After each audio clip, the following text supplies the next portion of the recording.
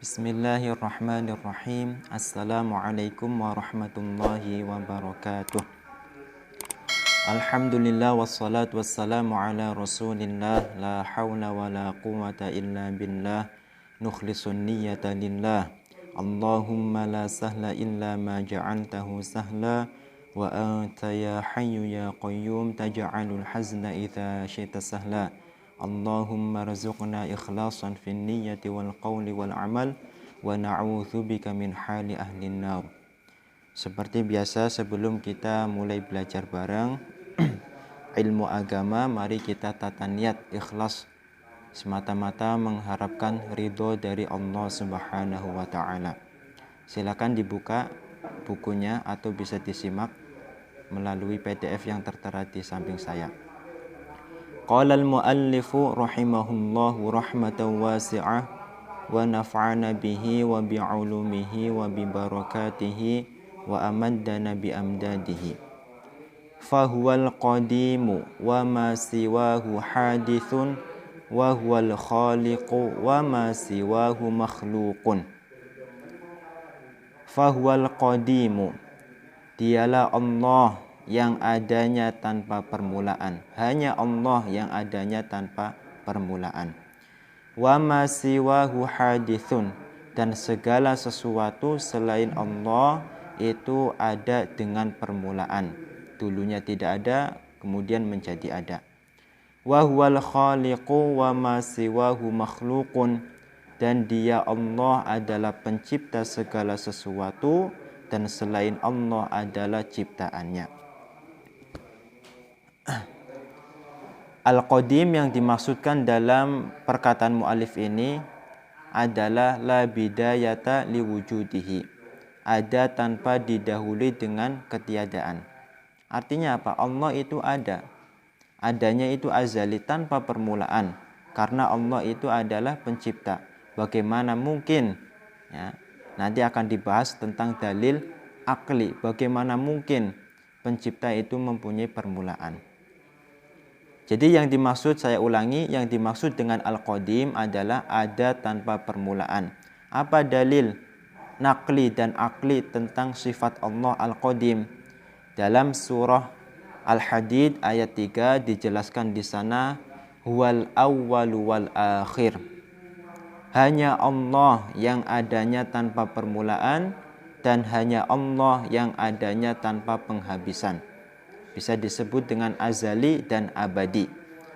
Dari ayat ini, ulama ul-bayan menegaskan, idza kanal mubtada'u ma'rifatan wal khabaru ma'rifatan afadal hasr. Jika sebuah kalimat jumlah ismiyah, mubtadanya itu ma'rifat dan khabarnya juga ma'rifat, ini mempunyai faidah al-hasr, yaitu makna khusus. Makna khusus, makna tertentu. Jadi maknanya bagaimana?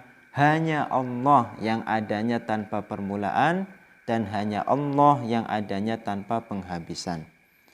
Itu dalil nakli dari Al-Quran. Bagaimana dalam hadis ada dalil tentang sifat qidam Allah. Hadis yang diriwayatkan oleh Al-Bukhari wa Ibnul Jarud wal Baihaqi bil isnadis sahih. Di sana disebutkan kanallah wa lam yakun syai'un ghairuh. Allah ada pada azal tanpa permulaan dan selain Allah belum ada. Ini menegaskan bahwa Allah itu ada tanpa permulaan. Ini dalil nakli. Bagaimana dengan dalil akli tentang sifat qidam Allah? Jadi gini, jika Allah itu tidak bersifatan dengan sifat qidam, berarti Allah itu baharu, ada permulaannya. Kalau ada permulaannya, meniscayakan membutuhkan kepada sesuatu yang menjadikannya. Nah, ini menjadikan, kalau seperti ini, berarti Allah itu makhluk, bukan khalik. Ini berlawanan dengan Al-Quran. Jadi, dalil nakli dan akli itu menegaskan bahwa Allah bersifatan dengan sifat qidam.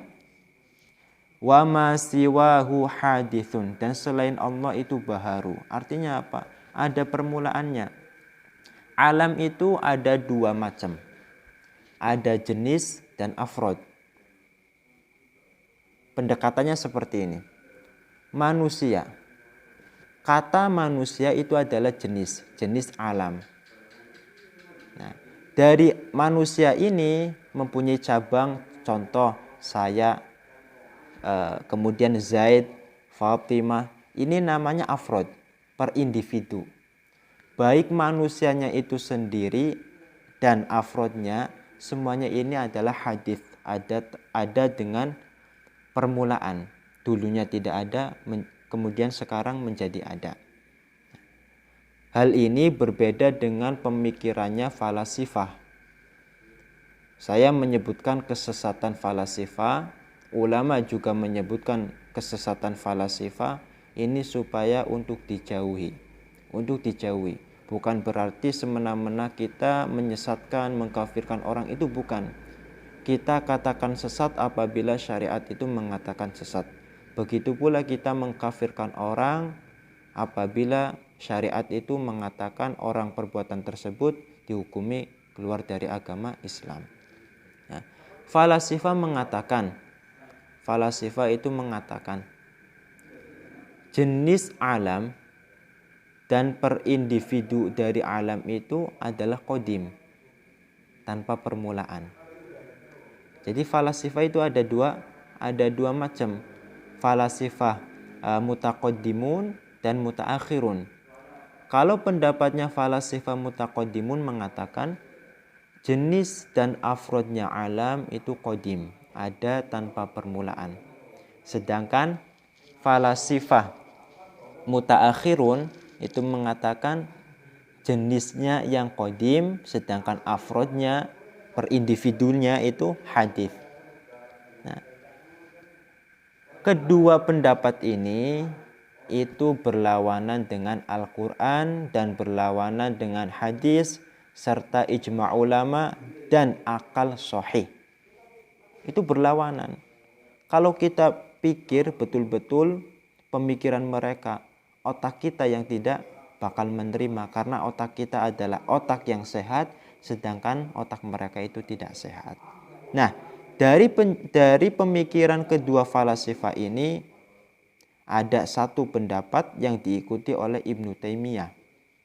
Ibnu Taimiyah mengatakan jenis alam itu qadim, sedangkan per individunya itu adalah hadits. Ini sama saja pemahaman dengan falasifah. Dan Ibnu Taimiyah itu menyebutkan kesesatannya ini di banyak kitabnya, di dalam karangan karya-karyanya. Nah, ketika dia menyebutkan pendapatnya ini, dia itu tidak mengatakan pendapat ini dari falasifah atau dari diri sendiri, melainkan dia mengatasnamakan ulama hadis. Gunanya apa? Zuron wa buhtanan, supaya kesesatannya itu tidak diketahui oleh orang awam, agar orang awam itu mengikuti kesesatan Ibnu Taimiyah. Siapa Ibnu Taimiyah itu? Ibnu Taimiyah adalah tokoh musyabbihah, tokoh mujassimah, orang yang menyerupakan Allah dengan makhluknya, ya, yang mengharamkan tawasul, yang mengharamkan ziarah kubur, itulah Ibnu Taimiyah. Kemudian pendapatnya Ibnu Taimiyah ini diikuti oleh Muhammad bin Abdul Wahhab, yaitu pendiri kelompok Wahhabiyah. Perlu dijauhi. Nah, ada ulama Ahlus Sunnah wal Jamaah, yaitu Al-Imam Badruddin Az-Zarkashi. Beliau menyebutkan kesesatan kedua falasifah ini di dalam karyanya yang bernama Tashniful Masami', syarah dari Jam'ul Jawami'. Beliau mengatakan wa dhallalahum al-muslimun wa kaffaruhum. Ya. Orang-orang muslim telah menghukumi kedua falasifah ini sebagai orang yang sesat, dan orang muslim juga mengkafirkannya. Karena apa? Telah menyekutukan Allah dengan makhluknya, mengatakan Allah itu qadim dan makhluk juga qadim. Ini betul-betul kekufuran yang sangat jelas. Wa huwal khaliqu wa ma siwahu makhluqun. Hanya Allah yang bisa menciptakan dari tidak ada menjadi ada. Ayatnya jelas. Hal min khaliqin ghairullah. Apakah ada? Artinya betul-betul tidak ada pencipta selain Allah. Wa ma siwahu makhluq. Dan segala sesuatu selain Allah itu adalah makhluk ciptaan Allah Subhanahu wa taala. Sampai sini dulu pertemuan kali ini. Semoga ada manfaatnya. Kurang lebihnya minta maaf sebesar-besarnya. Dan pesan saya, jangan bosan untuk mencari ilmu dan murojaah, mengulang pelajaran yang telah dikaji panjenengan semua. Ihdinas siratal mustaqim. Wassalamualaikum warahmatullahi wabarakatuh.